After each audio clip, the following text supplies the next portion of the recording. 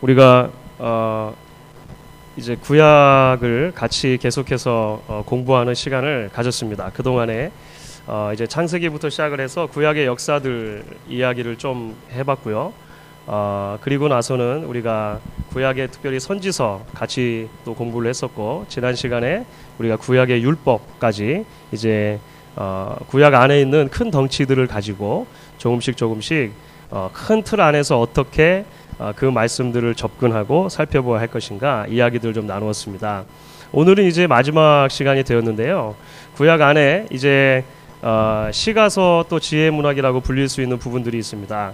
그 부분들에 대해서 우리가 오늘 좀 같이 살펴본 뒤에 이제 지금까지의 7번의 강의를 이제 총 정리하면서 오늘 마지막 결론까지 조금 이야기를 해보도록 그렇게 하겠습니다. 구약 안에 특별히 우리가 시가서라고 하면 이렇게 이야기할 수 있습니다. 뭐 시편이 대표적이 되겠고요. 또 아가서 같은 경우 이렇게 우리가 시가서라고 부르고, 또 나머지 욥기, 잠언, 전도서도 우리가 시가서에다 포함을 시키긴 하는데요. 특별히 욥기와 잠언과 전도서는 그 중에서도 지혜문학이라고 이렇게 부를 수가 있습니다. 그러니까 지혜를 다루고 있는 부분들이 되겠죠. 그래서 우리가 그 부분도 또 좀 이따가 살펴보도록 그렇게 하겠습니다. 시가서하고 지혜문학을 우리가 같이 묶어서 공부하는 이유가 무엇인가 하면은요, 이 두드러진 문학적인 형태가 시의 형태이기 때문에 그렇습니다. 자, 우리가 이제 구약 성경을 보게 되면은요, 구약 성경에 써져 있는 기본적인 문학의 양식이 있어요. 그 기본적인 문학의 양식이 있는데, 그 기본적 문학 양식을 두 가지로 나눌 수가 있습니다. 하나는 산문이고요, 하나는 시입니다. 그러니까 구약의 이야기가 하나는 산문체로 돼 있고 하나는 시로 돼 있다라고 하는 걸 생각하시면 돼요. 근데 이게 언뜻 봐서는 이게 캐치내기가 쉽지 않으십니다. 여러분들 가진 성경에 따라서 어떤 성경은 시가 나오면 산문하고 다르게 번역을 이렇게 보실 수 있습니다. 그러니까 문단을 시처럼 이렇게 줄여가지고, 혹시 그런 거 본 적 있으세요? 여러분들 시편을 보시면 다른 성경의 역사서가나 이렇게 보시게 되면 이야기이기 때문에 쭉 이야기를 기술하지 않습니까? 근데 시편 같은 거 보시면 여러분들 어떤 성경에 따라서는 이렇게 모아서, 그러니까 인덴트를 시켜가지고요, 조금 다른 부분들하고 성경의 다른 부분하고 다른 것처럼 번역해 놓는 성경들이 있습니다. 좋은 성경이에요. 근데 이제 성경에 요즘에 점점 얇고 가볍고 휴대하기 편하기 목적으로 성경들을 많이 이제 재본하다 보니까 그런 공간들을 다 줄여가지고 시가 시처럼 안 번역되는 그런 케이스도 많이 있습니다. 사실 많이 있는데, 하여간 기본적으로 우리가 성경 안에 이야기체 글씨가 있고 시로 된 글씨가 있다는 것을 아시면 되겠습니다. 사실 소설 읽는 거하고 시 읽는 거는 많이 달라요. 그렇죠? 예, 여러분들 소설 읽는 거, 시 읽는 거, 또 신문 읽는 것 다 우리가 다른 마음의 자세를 가지고 접하게 됩니다. 왜냐하면 다 다른 문학이기 때문에 그렇죠. 하여간 일단 그 정도 말씀을 드리고요. 산문이라고 하면 율법이나 역사서나 선지서, 특별히 선지서에서 역사적인 기술을 한다든지 그런 부분들이 보면 이런 이야기체로 구성이 되어 있는 것을 볼 수 있습니다. 시의 형태로 기술되어 있는 것은 당연히 시편이겠죠. 그죠? 시편 같은 경우는 시편 전체가 다 시입니다. 시. 그리고 아가서, 지혜문학, 욥기, 잠언, 전도서 상당히 많은 부분들이 시로 되어져 있습니다. 상당히 많은 부분들이. 그리고 선지서에서도 특별히 선지자들의 예언이나 묵시에 관련된 부분들이 나오면 이런 부분들은 시의 형태로 기술이 됐다는 것을 볼 수가 있어요. 구약 성경에서 대략 한 30% 정도가 시의 형태로 기록이 되어 있습니다. 30% 정도. 사실 분량이 많은 겁니다. 적지는 않은 거예요. 한 3분의 1 정도 된다고 보시면 되는데요. 자, 그러면 하나님께서 이제 왜 시라고 하는 방편을 통해서 하나님의 백성들에게 말씀하시는 것을 좋아하셨냐라고 하는 것입니다. 그런 생각을 안 해보셨습니까? 시가 지금 제가 방금 말씀드린 것처럼 3분의 1 정도, 구약 성경의 3분의 1 정도는 시의 형태로 기록이 되어 있는데 도대체 하나님께서는 왜 시의 형태로 하나님의 말씀을 우리에게 주기를 기뻐하셨는가 라고 하는 것입니다. 자, 성경에 나오는 시는 아니고요. 일반 시 중에 제가 좋아하는 시인 중에 그 정호성 시라고 시인이라고 있습니다. 정호성 시인의 이런 시가 있습니다. 수선화에게. 제가 한번 읽어드리겠습니다. 배경음악이 있어야 되는데 오늘 그냥 울지 마라. 외로우니까 사람이다. 살아간다는 것은 외로움을 견디는 일이다. 공연이 오지 않는 전화를 기다리지 마라. 좋죠? 이 말이 극히 제한되어 있지 않습니까? 그렇죠? 쭉 장황하게 설명하는 것은 아니죠. 시는 아주 간결한 언어로 집약해서 이야기하지만 그 안에 많은 것이 담겨 있습니다. 울지 마라. 외로우니까 사람이다. 여기까지 읽으면 갑자기 안에서 뭐 같은 이렇게 훅 올라오는 느낌 안 드세요? 저만 그랬나요? 새들이 나뭇가지에 앉아있는 것도 외로움 때문이고 내가 물가에 앉아있는 것도 외로움 때문이다.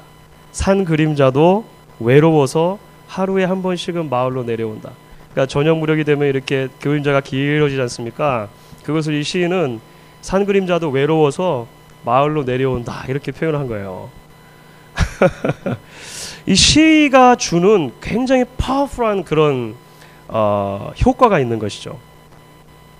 시는 사실 이 산문보다 우리의 전 인격에 훨씬 더 호소하는 그런 그 호소력이 강합니다. 그렇죠? 산문으로 쭉 풀었었을 때 인간은 왜 외로운 존재여야만 하는가? 1. 뭐뭐이기 때문에 2. 뭐뭐이기 때문에 3. 그래가지고는 도저히 우리의 감정까지 잘 건드려지지 않는 거죠. 울지 마라. 외로우니까 사람이다. 하면 그냥 가슴속에 딱 이렇게 오는 것입니다. 그러니까 시는 우리의 지식과 감정과 의지라고 하는 전 인격에 호소하는 그런 경향이 있다라고 하는 것입니다. 그리고 시는 특별히 삶의 다양한 국면들에 대해서 여러 가지 집약된 언어로 그것을 표현해주는 역할을 하게 되는 것입니다. 그러니까 여러분 대개 경우에 있어서 있지 않습니까? 사랑을 하면 대개 시인이 돼요. 그러니까 연애할 때 시 한 번쯤 안 써보신 분들이 있으세요? 아, 있으신가 보네요.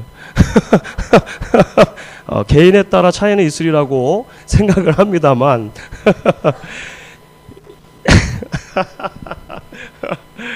여러분들 어떠세요? 연애 편지를 쓴다든지 그죠? 할 때 감정이 막 이렇게 고조되지 않습니까? 그러면 시가 막 나와요. 저는 연애할 때 그냥 펜만 잡으면 시가 나왔어요. 예. 안 믿어지시죠? 예. 그냥 앉아서 편지만 쓰면 다 시가 되는 거예요. 그래가지고 막 이렇게 막 코팅해가고 막 뭐 색종이 붙이고 해가지고 또 집사람한테 주고 지금은 그게 다 어디 가는지 모르겠는데 그런 겁니다. 왜냐하면 이 시라고 하는 것은 그런 감정을 건드리게 된다라고 하는 것이죠. 구약의 시편을 여러분들 읽으시다 보면 사실 어느 때에는 그 시인의 마음에 우리가 갑자기 막 동화되는 듯한 그런 느낌을 가질 때가 있습니다. 시편을 묵상하시다 보면 그렇죠. 시인의 마음이 내가 되는 것 같다. 그리고 꼭 이 시인의 처한 모습이 나의 처한 모습과 똑같다 라고 하는 그런 것 비춰질 때도 있고 그렇다라고 하는 것입니다. 동시에 시라고 하는 것은 낭독하기에 편하고 노래하기에 편합니다. 그렇죠. 그러니까 시라고 하는 것은 시 자체가 사실은 거의 다 조금만 다듬으면 바로 노래 가사가 될 수 있게끔 되어져 있습니다. 왜냐하면 시의 운율이나 여러 가지 것들이 그 노래로 바꿔 부르는 것과 노래하는 것과 굉장히 밀접한 관계가 있기 때문에 그래요. 그래서 실제적으로 이스라엘의 역사 속에서도 시편을 비롯해서 여러 시들이 굉장히 많이 노래가 되어졌습니다. 노래가 되어졌어요. 아까 제가 보여드렸던 그 수선화에게라는 시 있지 않습니까?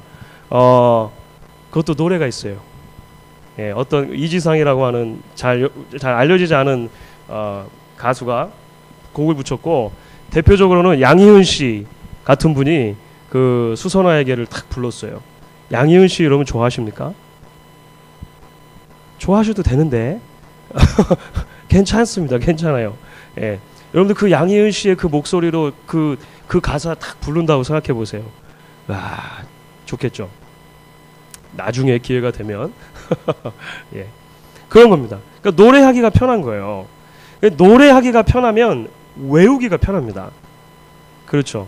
그래서 구약의 백성들이 사실은 노래 그 시편뿐만이 아니고 성경을 처음부터 끝까지 다 노래처럼 그 이 곡조를 붙여가지고요 이제 외우고는 했습니다. 왜냐하면 옛날에는 이 글을 써가지고 이 남기는 것이 굉장히 한정돼 있었기 때문에 이제 노래로 자손들에게 가르쳐주고 그러면 자녀들은 그것을 그대로 노래로 받아서 외우고 뭐 이렇게 하는 그런 이제 일들이 있었다라고 하는 것이죠.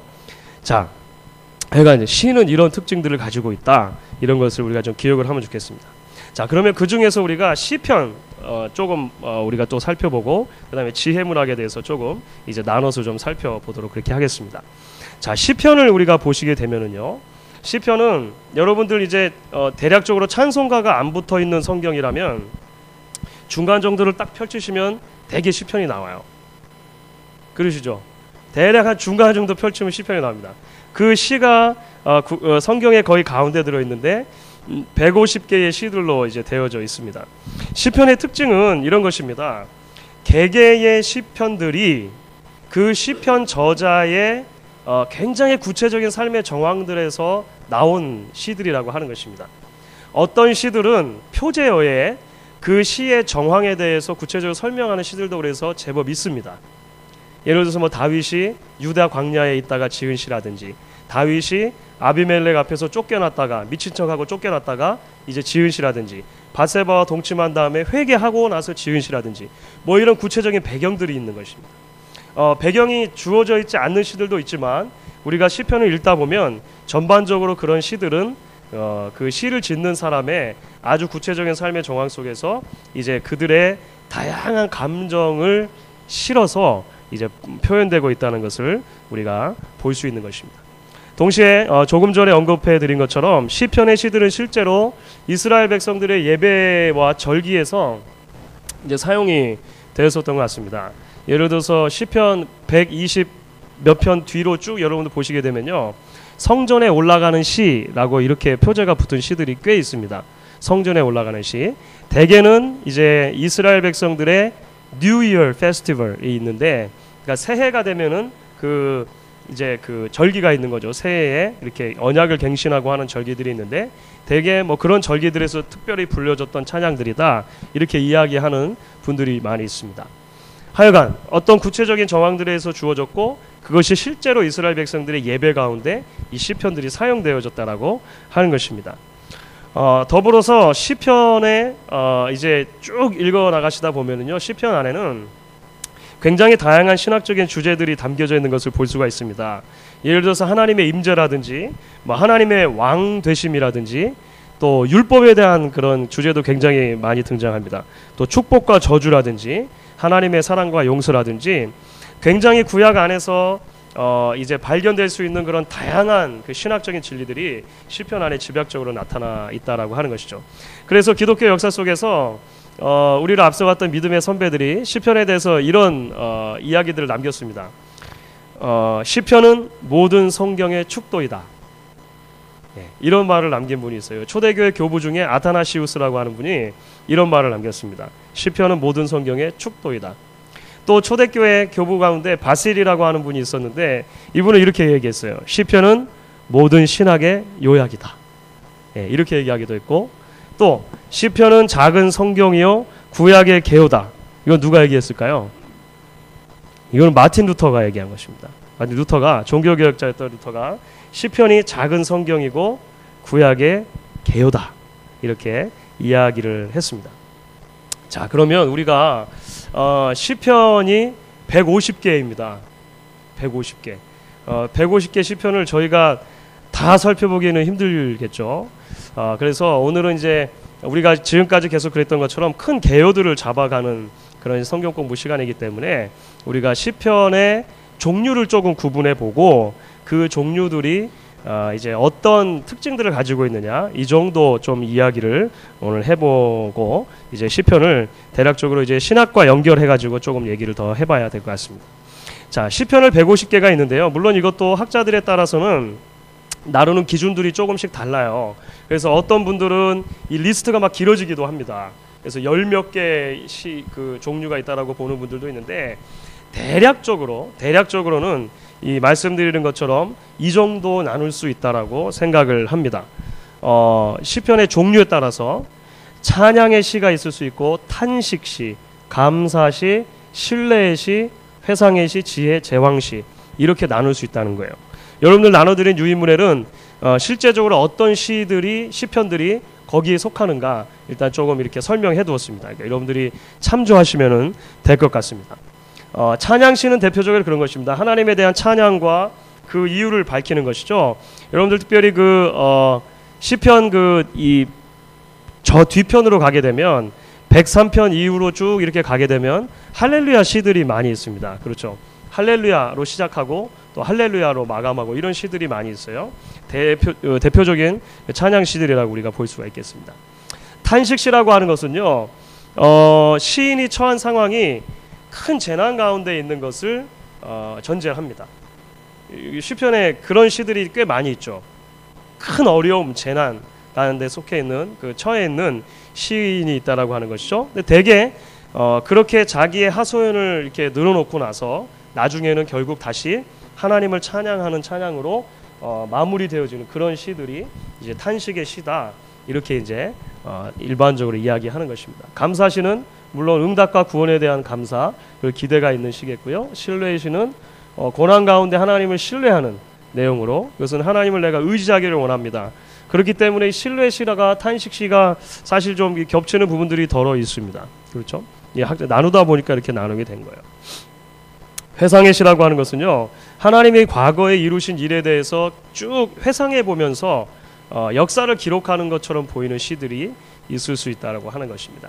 지혜의 시는 지혜에 대한 주제가 강조되는 시가 되겠고, 제왕시라고 특별히 부를 수 있는 것이 있는데 그것은 인간 왕에 대한 찬양이든지 아니면 궁극적인 왕이신 하나님에 대해서 찬양하고 있는 시들, 이런 시들을 이제 제왕시다 우리가 이렇게 나누어 볼 수 있겠습니다.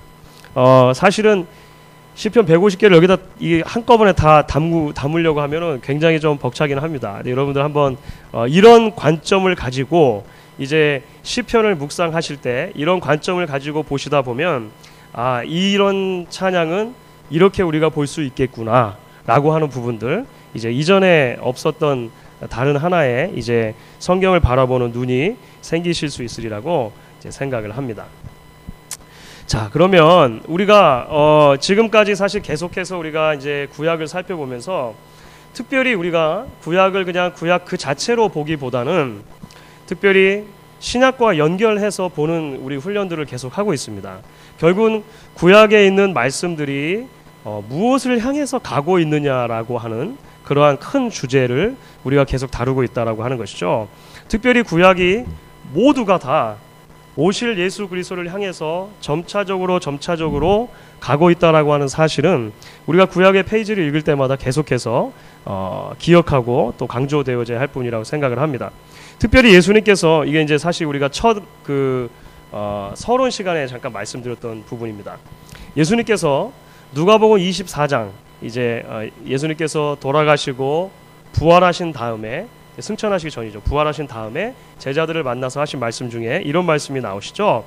누가복음 24장 44절 말씀입니다. 우리가 같이 한번 읽도록 하겠습니다. 또 이르시되 내가 너희와 함께 있을 때에 너희에게 말한 바 곧 모세의 율법과 선지자의 글과 시편에 나를 가리켜 기록된 모든 것이 이루어져야 하리라 한 말이 이것이니라 하시고, 예수님께서는 부활하신 다음에 자기 자신의 죽음과 부활의 의미에 대해서 잘 이해 못하고 있는 제자들을 직접 찾아가셨죠. 그리고 나서 그 제자들에게 이제 가르쳐 주기 시작하셨습니다. 가르쳐 주시는데 무엇을 가지고 무엇을 교재로 가르쳐 주셨습니까? 구약 성경이죠. 예수님의 교재는 구약 성경이었습니다.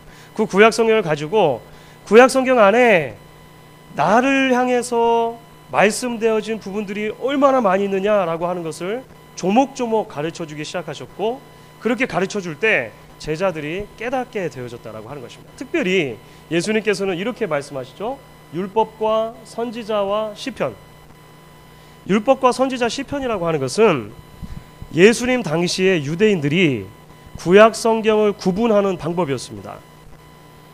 그러니까 구약 성경을 이야기할 때 그분들은 토라, 그러니까 율법, 선지자, 그 다음에 시편, 또 일반적인 글, 이렇게 그냥 번역할 수 있는데요. 이렇게 나눴습니다. 지금도 유대인들 있지 않습니까? 지금도 유대인들은 구약 성경 앞에 그 성경책의 이름을 뭐라고 적어놨겠습니까? 우리처럼 성경 전서 요렇게 안 하고 그분들이 붙여놓은 이름은요, 율법과 선지자와 시가서입니다. 지금도 유대인들은 그렇게 구약 성경을 불러요. 그러니까 지금 이 말은 율법과 선지자와 시편이라고 하는 것은 구약 성경 전체를 다 말한다라고 하는 것입니다. 그 중에 특별히 예수님께서 시편을 따로 언급하시는 것이죠. 네. 그 시편에도 예수님에 대한 모든 것들이 들어져 있다라고 하는 것입니다. 그렇다면 결국 우리는 이렇게 이야기할 수 있죠. 150개의 시편이 있는데 그 모든 시편은 메시아적인 시다라고 이야기할 수 있는 것입니다. 그 모든 시는 오실 메시아를 기대함으로 이제 우리가 재해석해낼 수 있다라고 하는 것이 그 안에 담겨져 있다라고 하는 거예요. 이 말이 좀 어려우시죠? 그럼 예를 한번 들어보겠습니다. 예를 들어서 시편 1편입니다. 하나만 들을 거예요. 예를 너무 많이 들으면 좀 어려울 것 같고요. 자, 시편 1편은 150개 시편 전체의 서론과도 같습니다. 그러니까 150편 전체 시에 대한 서론, 서원에 해당하는 시가 사실 시편 1편이 되는데요. 시편 1편 여러분들이 잘 아시는 시편이죠. 복 있는 사람은 이렇게 시작하는 것입니다. 그렇죠. 복 있는 사람은 뭐 악인을 깨르지 않고 죄인에게 서지 않고 오만한 자를 하지 않죠. 자, 시편 1편은 그 문제가 어떻게 제기가 되고 있냐면 과연 진정으로 복 있는 사람이 누구인가 이렇게 기록하는 것이죠. 그렇겠죠. 복 있는 사람은 그리고 악인은 이렇게 하는 것입니다.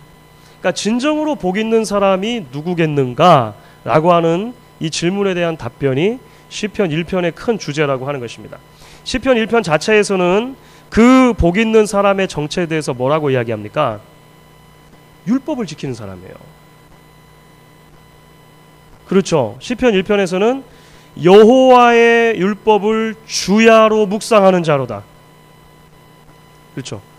그 주야로 묵상하는 자가 시냇가에 심은 나무처럼 풍성한 열매를 맺을 것이다 라고 하는 것입니다. 누가 과연 진정한 복받은 사람인가?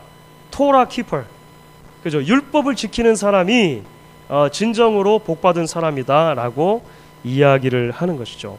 자, 여러분, 그런데 우리가 지금까지 이제 구약의 역사들을 쭉 살펴보았고 선지서들, 우리가 지난주에 율법까지 살펴보았습니다.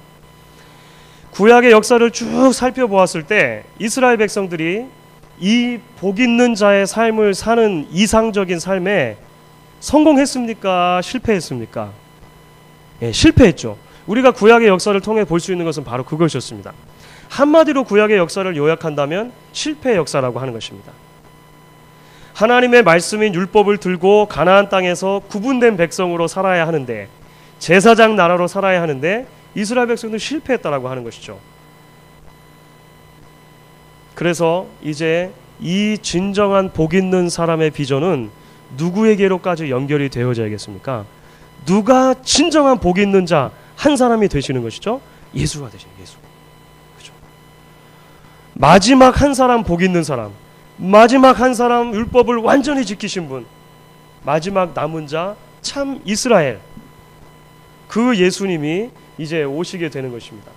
그리고 그 예수님께서 마태복음 5장 산상수훈을 열면서 하나님 나라의 새 헌장이 되어지는 산상수훈을 열면서 제일 처음 가르침을 예수님 무엇으로 시작하시죠? 복에 대한 개념으로 시작하는 것입니다. 팔복. 그렇죠. 그래서 예수님께서 복의 개념을 자기 자신 안에서 완전히 다시 바꿔주시는 것입니다. 그러니까 우리는 이런 관점으로 성경을 읽어나갈 수 있다라고 하는 것이죠. 시편 1편을 볼 때 이 시편에 기록된 그 비전이, 복 있는 자의 비전이 구약의 역사 속에서는 실패가 되었지만 예수님께서 완전히 이루셨고, 우리가 이제 거꾸로 그 시를 바라볼 때 예수님 안에서 그 시를 다시 찬양의 노래로 바라볼 수 있다라고 하는 것입니다. 자, 그러면 다른 모든 시에도 이렇게 그리스도 중심적인 시편 읽기가 적용이 될 수 있는 것입니다. 몇 가지만 살펴보면 이런 것이죠. 감사시라든지 찬양의 시라든지 이런 것은요, 그리스도로 인해서 거듭난 하나님의 백성들이 그러면 하나님 어떻게 찬양할 것인가 라고 하는 문제로 우리가 다시 적용시켜서 이야기를 해볼 수 있을 것입니다. 탄식시, 큰 고난 가운데 있지만 그 고난을 노래하지만 마지막에 하나님을 향해서 찬양으로 나아가는 탄식시들을 어떻게 그리스도 중심적으로 읽어낼 수 있겠습니까? 예수 그리스도의 순환, 그리고 그 안에 있는 궁극적인 승리들을 보게 되는 것입니다. 여러분, 대표적으로 그래서 시편 22편, 신약에서 많이 인용이 되는데 특별히 예수님께서 많이 인용하셨습니다. 나의 하나님, 나의 하나님, 어찌하여 나를 버리셨나이까. 시편 22편에 나오는 거예요. 그래서 결국은 예수님께서는 그 시인의 노래를 자기 자신에게 그대로 적용시키시는 것이죠. 그리고 본인의 노래로 하나님 앞에 가지고 나가시고 결국은 그것을 승리로 하나님 앞에 이끌어 나가시는 그 놀라운 일들을 보게 되는 것입니다. 제왕시 같은 경우는 굉장히 메시아시적인 성격이 훨씬 더 강하게 드러나게 되죠. 인간 왕 또는 하나님 왕에 대해서 설명을 하게 되어질 때 결국은 영원한 왕이신 예수 그리스도에게로 초점이 맞춰지게 되는 것을 보게 되어집니다. 대표적인 것이 시편 2편이 되겠습니다. 시편 2편. 내가 나의 기름 부음 받은 자를 거룩한 산 시온에 세웠노라, 뭐 이렇게 하고, 그 다음에 마지막에 아들에게 입 맞추라, 이렇게 하죠. 이런 모든 것들이 굉장히 이 명백한 그림 언어로 예수 그리스도의 그런 통치에 대해서 설명을 해주고 있다라고 볼 수 있습니다. 지혜의 시들은 어떻게 적용할 수 있겠습니까? 하나님의 지혜의 근원이신 예수 그리스도를 보여준다. 우리가 이렇게 살펴볼 수가 있겠습니다. 그렇기 때문에 이제 우리 신약의 백성들은 이런 시편의 노래들을 가지고 하나님을 찬양할 수 있는 것입니다. 그렇죠. 사실 교회사 속에서, 교회사 2000년 정도 역사 속에서, 그러니까 그 유대인들 역사는 일단 빼고 이제 교회사만 놓고 봤을 때 시편 이외의 노래로 예배 시간에 하나님을 찬양하게 된 것은요, 굉장히 최근의 일입니다. 그런 얘기 들어보셨습니까? 예배 시간에 사실은 아주 전통적인 이 측면에서는요, 전통적인 교회들에서는요, 시편만 가지고 노래를 했어요. 찬양을 했어요. 시편만 가지고. 악기도 안 쓰고 거의. 그런 교회가 지금도 존재합니다. 지금도 존재해요. 일전에 말씀드렸나요? 저희 RCA 교단에서 CRC라고 하는 그 다른 개혁 교단이 갈라질 때 세 가지 큰 이슈가 있었는데 그 중에 아주 큰 이슈 중에 하나가 뭐였냐면 예배 시간에 시편 아닌 거 찬양할 수 있겠느냐 아니냐였습니다. 예. 그 채 100년, 150년 안 되는 일이에요. 예.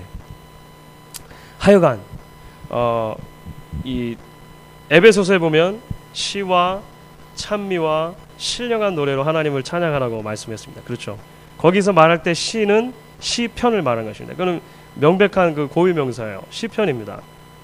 시편과 찬양과 힘이죠. 그리고 신령한 노래들, 스피리추얼 송으로 노래라고 했을 때 이미 우리가 이제 신약 시대 안에 예배 가운데 여러 다양한 노래 장르들이 사용됐다는 걸 볼 수 있습니다. 교회사 속에서 이제 이것들이 좀 잘못 적용되기도 했고, 좀 과도하게 한쪽이 좀 강조되기도 했고, 이런 측면이 있습니다만, 이것은 자세하게 다 설명드릴 수는 없고, 그럼에도 불구하고 우리에게 이제 기억해야 할 부분은 이것이라고 하는 것입니다. 우리가 다양한 찬양을 가지고, 다양한 노래를 가지고 하나님을 찬양할 그런 의무가 있고, 그러한 이 특권이 우리에게 있는 것은 맞습니다. 하지만 동시에 시편을 찬양하는 것도 중요하다라고 하는 것입니다. 그렇겠죠? 시편만 찬양하라는 말씀이 아니고 시편을 찬양하는 것이 중요하다는 거예요. 우리 찬송가에도 시편 가지고 이제 가사를 지은 그 몇 찬송들이 있습니다.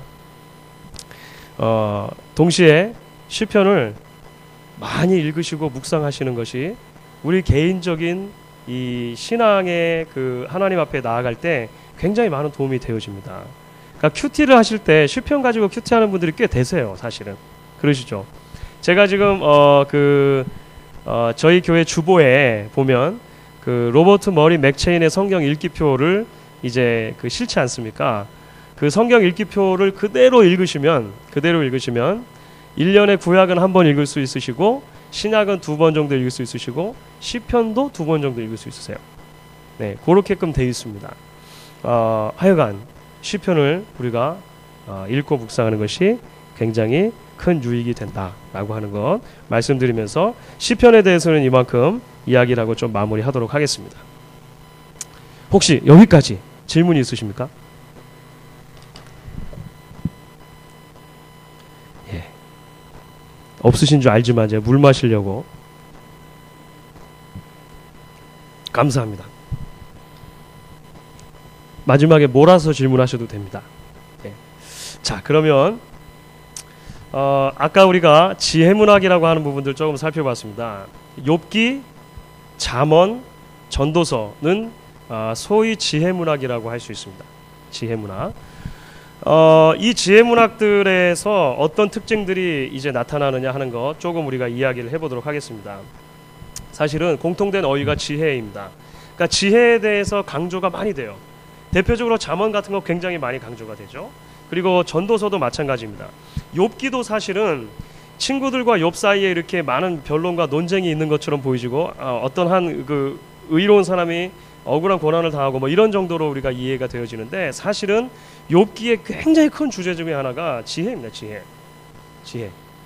현재의 고난을 당했을 때 우리가 어떻게 지혜롭게 처신할 것인가, 참된 지혜가 어디에 있는가라고 하는 것을 그 욥과 친구들과의 그 변론을 통해서 우리에게 보여주는 것입니다. 이 지혜라고 하는 것은 때에 따라서 의인화되는데요. 사람이 아니지 않습니까? 지혜는 사람이 아닌데 사람인 것처럼 지혜를 표현하기도 합니다. 일반적으로 여성이죠. 여성형으로 되죠. 그래서 그 잠언에 보시게 되면 지혜가 여인으로 그 묘사가 됩니다. 그렇죠? 그래서 지혜로운 여인, 그 다음에 지혜의 반대편에 서 있는 어리석은 여인, 음녀라고 하기도 하고 이렇게 그 잠언에는 비교가 되는 것을 볼 수 있습니다. 지혜문학의 아주 중요한 특징 중에 하나는 이것입니다. 지혜문학은 이 욥기나 잠언, 전도 굉장히 비슷한데요. 피조세계와 사회 질서를 주의 깊게 관찰하고 생각한 뒤에 결국은 신앙의 렌즈를 통해서 평가한다라고 볼 수가 있습니다. 이게 무슨 말씀이냐 하면요, 이 신앙적인 문제로 먼저 출발하지 않는다는 것입니다. 그러니까 신앙의 고민으로 먼저 출발하는 것이 아니고요. 대개의 경우에 있어서 지혜문학의 출발점들은요, 일반적인 삶을 먼저 살펴보는 거예요. 그런데 우리가 살아가는 이 세상 속에 부조리가 있구나, 악의 문제가 있구나, 왜 어떻게 의인인 것처럼 보이는 사람은 자꾸 고난을 당하는 것처럼 보이고 죄인인 것처럼 보이는 사람은 왜 자꾸 더 잘 되는 것처럼 보이는가, 뭐 이런 거 있지 않습니까? 이런 우리 사회와 자연을 관찰하다가 생기게 되어진 질문들을 가지고 나중에 그것을 신앙의 렌즈로 보게 되는 것입니다. 그러니까 대개 경우에 있어서 그 지혜문학들을 보시면은요, 구체적인 그런 역사적인 정황들이 언급되는 건 아닙니다. 그렇죠? 그러니까 역사하고 좀 떨어져 있는 것을 우리가 보게 되죠. 그렇기 때문에 공통된 성격 중에 하나가 전인류의 하나님과 창조 세계와의 관계에 초점이 있는 것입니다. 그러니까 이게 좀 굉장히 그 우주론적인 측면에서 그러니까 큰 얘기를, 일반적인 얘기를 하는 경우들이 굉장히 많다라고 하는 것이죠. 전도서 3장, 우리가 자주 읽으시는 것 중에 전도서 3장에 있습니다. 뭐 날 때가 있고 죽을 때가 있고 심을 때가 있고 거둘 때가 있고 뭐 있지 않습니까? 그렇죠? 그런 인간의 때들이 쭉 있다라고 하는 것이 굉장히 일반적인 것이죠. 굉장히 일반적인 것이죠. 그런 때들이 있는데 그 때를 잘 분별하는 것이 지혜다 라고 하는 거죠. 어느 게 진짜, 그러니까 언제 어떻게 택하라고 하는 것은 지혜가 가르쳐주지 않습니다. 지혜 문학이. 우리가 적용하는 거예요. 자, 그것은 지혜의 정의하고 이제 관계가 되는데요. 자, 이렇게 볼 수 있습니다.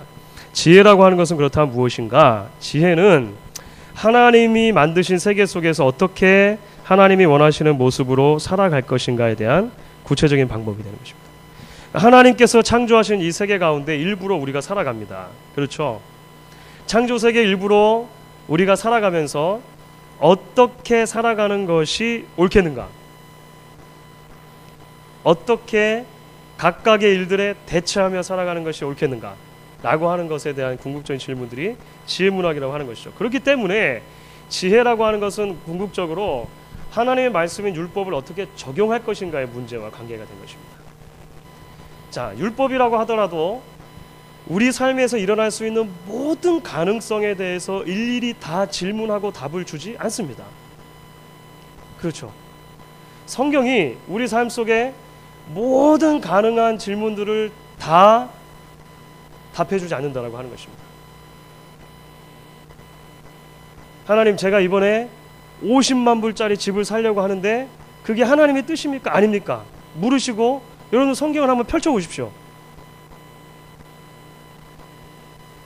정확한 답을 발견하면 여러분 이상한 거예요. 잘못 읽으신 거예요. 예, 전에 제가 말씀드렸죠. 뭐 남편, 동편, 서편 중에 그 남편 잘못 읽고 그 결혼 덜컥 했다가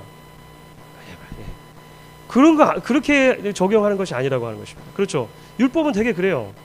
지혜는 무엇이냐면 지혜는 그 율법이 원리들을 우리에게 주시는데 원리죠, 원리.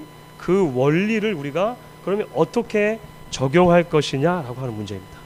그렇기 때문에 구약에서도 지혜라고 하는 것은 결국 하나님의 지혜를 우리가 어떻게 닮아갈 것인가의 문제죠. 왜냐하면 지혜의 근원이 누구시죠? 하나님이기 때문에 그렇습니다. 그래서 잠언에서 그토록 강조되는 것이 무엇이냐면 여호와를 경외하는 것이 지식의 출발점이다, 지혜의 출발점이다 이야기하는 것입니다.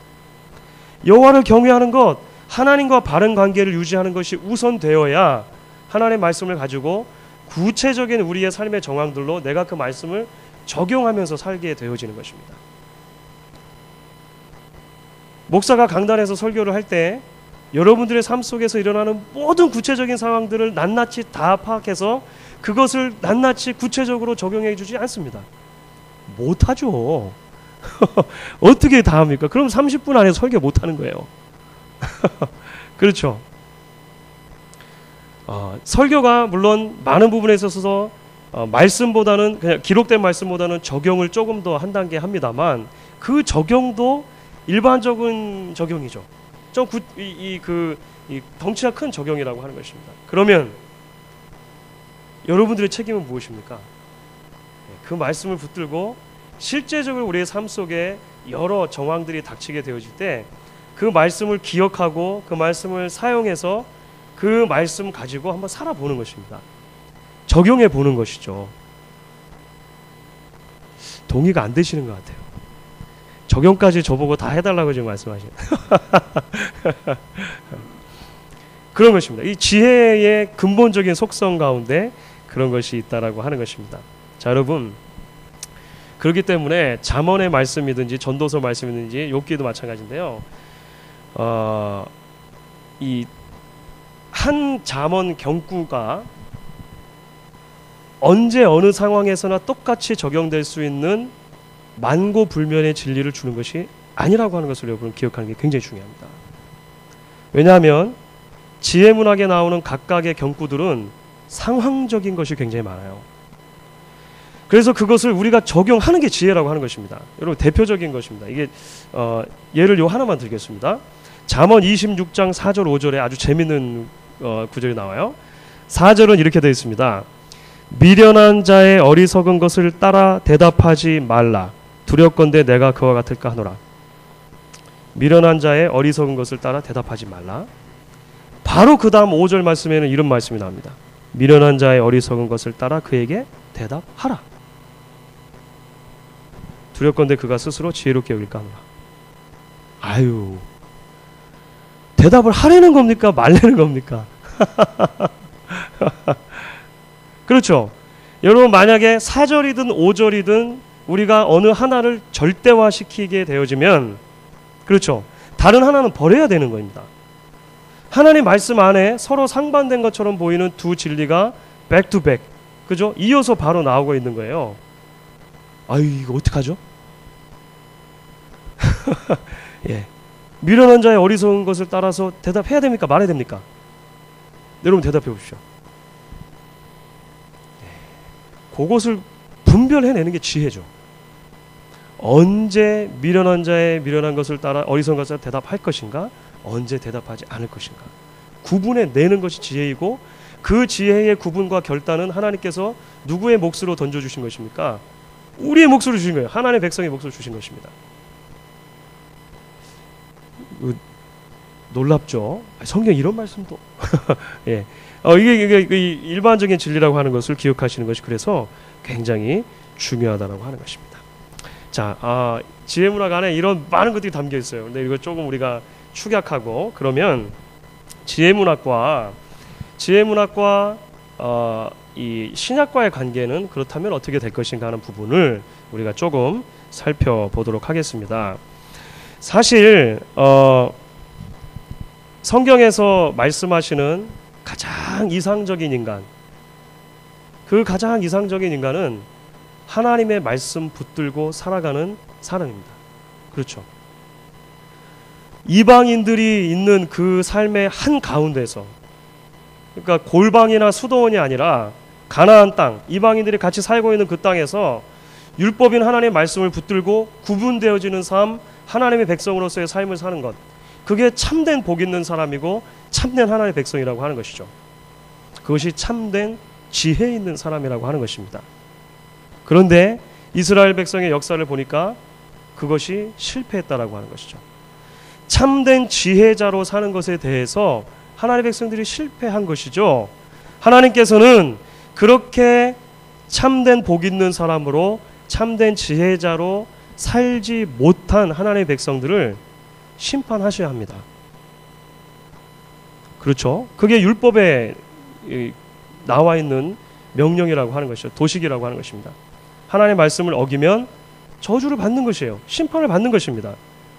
공의로운 하나님은 죄인들을 심판할 수밖에 없었습니다. 그런데 공의로우신 하나님의 다른 반쪽 성품이 있죠.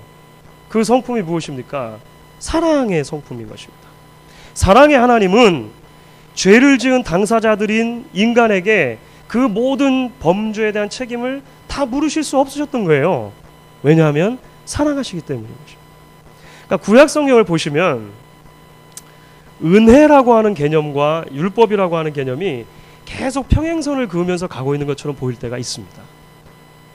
어느 부분을 읽으시면 은혜를 막 강조하는 것 같아요. 근데 어느 부분을 읽으시면 여러분 굉장히 율법을 강조하는 것 같습니다. 어느 부분을 읽으시면 무조건적인 사랑을 강조하는 것 같지만 어느 부분을 읽으시면 조건적인 사랑을 강조하는 것 같아요. 구약 안에서는 이 긴장이 해결이 안 됩니다. 신약까지 와야지 이 긴장이 해결이 되어지는데, 그 긴장이 어디서 해결이 되어집니까? 바로 십자가. 하나님의 십자가는 그렇기 때문에 하나님의 지혜의 가장 큰 표현이라고 할 수 있어요. 범죄한 인류에게 죄를 물으셔야 함에도 불구하고 하나님의 사랑이 그 죄를 해결해 주셔야 하는 것이죠. 그런데 하나님의 공의로움은 또 다시 한번 그 죄를 그냥 덮어둘 수는 없는 겁니다. 저희한테는 그런 질문이 가끔 들죠. 하나님 전지전능하시고 하나님 저기 하시는데 뭐 굳이 십자가까지 그냥 덮으시면 되지. 덮으시면 덮을 때 덮더라도 반드시 하나님께서 해결하셔야 되는 것이 있는데요. 그것이 바로 죄의 문제 자체를 해결하셔야 되는 것입니다.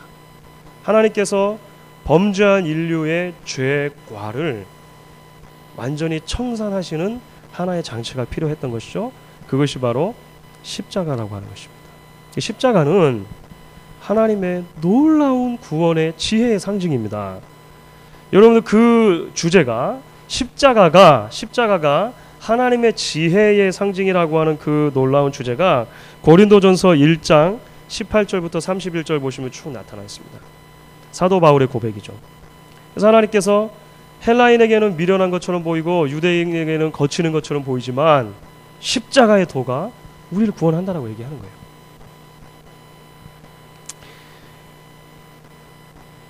자, 그렇기 때문에 이제 이 십자가가 우리에게 참된 이 지혜의 삶, 하나님의 백성의 삶이 무엇인지를 다시 보여주고 우리 안에 새로운 이제 역사를 써 가시기 시작을 하는 것입니다. 우리가 율법 할 때도 살펴보았고 선지서 할 때도 살펴보았는데요. 이제 구약 안에 보면 이런 개념이 등장합니다. 새 언약에 대한 개념이죠. 특별히 예레미야 31장 보시게 되어지면 새 언약을 세우게 될 것이고 그 새 언약은 돌판에 율법을 새기는 것이 아니라 돌판에 말씀을 새기는 것이 아니라 마음의 말씀을 새기게 될 것이다. 이렇게 말씀하십니다. 그렇죠? 마음에. 근데 우리는 그런 생각이 들어요. 예수를 믿는데도 불구하고 마음의 말씀이 잘 안 새겨진 것 같아요. 그렇죠? 힘든 것입니다. 이것이 어떻게 가능한가라고 하는 것이 이제 신약 성경에서 우리에게 여러 부분에서 말씀해 주고 있는 부분들입니다. 그것이 바로 이제 성령의 역할이 여기서 등장을 하게 되는 것입니다. 신약 시대를 살아가는 백성들에게 굉장히 중요한 이제 개념이 하나가 등장하는데 그것이 바로 성령의 역할인 것이죠. 왜냐하면 성령께서 진리의 영이시고 성령께서 우리 안에 내주하셔서 하나님의 말씀을 우리에게 가르쳐 주시고 비춰 주시고 적용시켜 주시는 것이 이제 신약의 백성들이 누리게 되어지는 굉장히 놀라운 특권 가운데 하나이기 때문에 그렇습니다. 요한복음 16장 13절 같이 한번 읽겠습니다. 그러하나 진리의 성령이 오시면 그가 너희를 모든 진리 가운데로 인도하시리니 그가 자의로 말하지 않고 오직 듣는 것을 말하시며 장래일을 너희에게 알게 하시리라. 그렇기 때문에 신약의 백성들에게 있어서 참된 지혜의 삶, 하나님의 말씀을 따라 사는 삶이라고 하는 것은 곧 성령을 따라 사는 삶이 되는 것입니다. 신약 성경에서 그토록 하나님의 백성들에게 성령 충만하라, 성령의 가르침을 받으라, 성령을 따라 살으라라고 강조하는 이유가 뭐냐면 새 언약의 백성 된 하나님의 백성들의 가장 큰 특징이 무엇이냐? 그 안에 성령이 내주하는 것이고 그 성령께서 끝까지 우리와 함께 하시고 우리에게 계속해서 하나님의 말씀을 적용시켜 주시고 진리로 깨닫게 하신다는 것입니다. 이 부분이 굉장히 중요한 거예요. 그래서 저희가 성령 하나님의 능력을 계속 의지할 필요가 있는 것입니다. 그러면 결국 구약의 백성들과 우리와 이제 비슷한 연결점이 하나가 생깁니다. 결국 지혜의 근원은 누구십니까? 다시 결국 하나님이신 것이죠. 하나님께서 보내신 아들 예수 그리스도 안에 지혜의 근원이 있는 것입니다. 신약의 백성들도 지혜를 위해서 그래서 우리는 어디로 달려가야 합니까? 하나님께로 달려가야 되는 거예요. 예수님께로 달려가야 하는 것입니다. 야고보서 1장 5절이죠. 너희 중에 누구든지 지혜가 부족하거든 모든 사람에게 후히 주시고 꾸짖지 아니하시는 하나님께 구하라. 그래야만 주시리라. 위로부터 주시는 지혜를 하나님께서 주시겠다는 것입니다. 여전히 우리에게 하나님의 지혜를 구하고 그 지혜를 붙들고 살아야 할 책임이 있다라고 하는 것입니다. 이렇게 하면 이제 우리가 지혜 문화까지 또 한번 마무리를 하게 되겠습니다. 야, 오늘 시편 다 달려오고 그다음에 이제 지혜 문화까지 좀 달려왔습니다. 마무리를 해야죠. 마무리를 해야 되니까 지난 8주의 강의의 전체 마무리를 간단하게 이제 하도록 하겠습니다. 사실 우리가 조금 벅찰 수 있지만 이제 구약을 우리가 쭉 한번 이렇게 큰 그림을 가지고 조망하면서 달려왔습니다. 어거스틴이 이런 말을 했어요. 신약은 구약에 감추어져 있고 구약은 신약에 나타나 있다. 이런 말을 했습니다. 구약과 신약이 서로 굉장히 밀접한 관계를 가지고 있다는 것입니다. 구약 안에도 그리스도가 있으시고 신약 안에 구약의 많은 부분들이 이제 인용이 되고 성취가 되었다라고 이야기하는 것을 우리가 볼 수 있다라고 하는 것입니다. 결국 그렇다면 구약의 모든 이야기들은 그 자체로 끝나는 것이 아니고 구약의 모든 이야기들은 신약을 향해 가게 되었습니다. 좀 더 구체적으로 말하면 예수 그리스도를 향해서 가게 되어 있다는 것이죠. 예수로 집약되어지는 구약, 예수로부터 다시 출발하는 신약, 이렇게 우리가 이야기를 해볼 수 있는 것입니다. 그래서 이 도표는 굉장히 중요합니다. 이게 우리 개혁주의 신학에서 굉장히 중요한 도표가 되어집니다. 예수 그리스도를 중심으로 해서 구약은 좁혀져 가고 신약에서는 이제 다시 넓혀져 간다라고 하는 것이죠. 모든 구약이 예수 그리스도에게로 좁혀져 간다는 것은 어떤 의미가 있습니까? 구약의 모든 것들이 예수님 안에서 이제 성취가 된다라고 하는 의미가 있겠죠. 예수님께서는 참 이스라엘이 되시는 것입니다. 마지막 남은 자, 우리가 지금까지 역사 속에서 계속 살펴봤습니다. 예수님께서 참 이스라엘이라고 하는 것을 증거하시기 위해서 예수님께서는 그 삶을 통해서 사실은 이스라엘 백성들이 그 이전에 경험했던 과거의 경험들을 거의 본인이 스스로 경험하시는 것을 볼 수 있습니다. 이스라엘 백성들이 애굽 땅에서 종살이 했습니다. 그러다가 다시 나오게 되었죠. 출애굽했죠. 예수님께서 어렸을 때 헤롯이 죽이려고 했기 때문에 그 가족이 어디로 피신하죠? 애굽입니다. 애굽. 그렇죠? 애굽으로 갔다가 헤롯이 죽고 나서 다시 출애굽하십니다. 이스라엘 백성들이 광야에서 40년 동안 광야 생활하며 시험을 받았습니다. 그 시험 받는 중에 계속해서 실패했어요. 예수님께서 광야에서 40일 금식하시며 시험 받으셨습니다. 그러니까 예수님의 그 40일 금식의 가장 그 큰 초점은 40일 금식 자체에 있는 것이 아니고 시험 받으셨고 그 시험에 승리하셨다는 데 있는 거예요. 이스라엘 백성들과 완전히 거꾸로 된 삶을 살으셨다고 하는 것입니다. 이방의 빛으로 살아야 하는 이스라엘 백성들, 예수님도 빛으로 오시는 것이죠. 그런 많은 연결점들을 우리가 찾아볼 수 있습니다. 구약의 왕들, 선지자들, 또 제사장들을 기름 부음 받은 직분들이었습니다.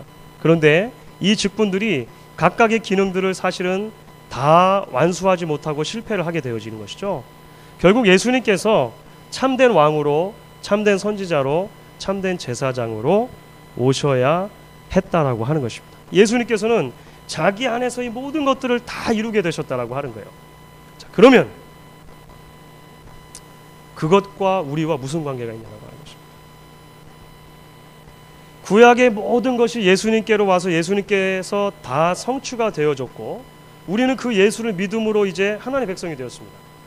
하나님의 백성인 우리에게 이러한 성경의 도식이 이야기해 주는 것이 무엇이냐라고 하는 것이죠.